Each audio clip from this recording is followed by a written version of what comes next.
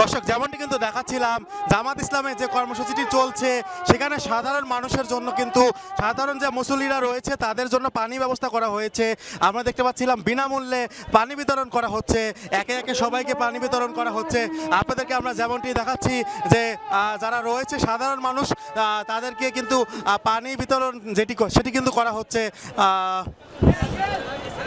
অর্থাৎ ফুয়াদ ফাউন্ডেশনের একটি প্রতিষ্ঠান থেকে কিন্তু এই পানি সাধারণ মুসল্লিরা যারা জামাত ইসলামের কর্মসূচিতে এসেছেন তাদের জন্য বিনামূল্যে বিতরণ করা হচ্ছে। আজ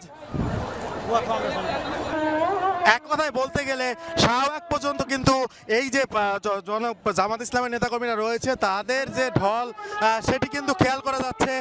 অর্থাৎ পুরো সোহরাওয়ার্দী উদ্যানের আশেপাশে সকল জায়গাতেই কিন্তু আমরা দেখতে পাচ্ছিলাম জামাত ইসলামের যেসব নেতাকর্মীরা রয়েছেন তারা কিন্তু এসেছেন শুধুমাত্র পিআর যে পদ্ধতি রয়েছেন, তারা যে পিআর পদ্ধতি চাচ্ছেন সেটিকে যাতে সরকার পিআর পদ্ধতিতে নির্বাচন করা হয় সেই লক্ষ্য নিয়েই কিন্তু মূলত আজকের এই জামাতের কর্মসূচি।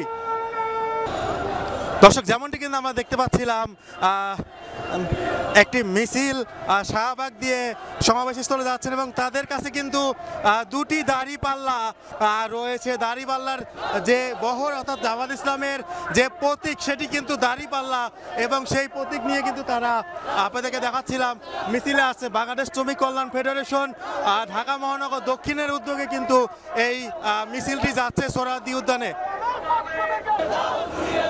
সকলের হাতেই দাঁড়িপাল্লা যেটি জামাত ইসলামের প্রতীক সেই প্রতীক নিয়ে কিন্তু আমরা দেখতে পাচ্ছিলাম এবং আজকে কয়েক লক্ষ লোকের সমাগম ঘটবে এই জামাত ইসলামের কর্মসূচিতে।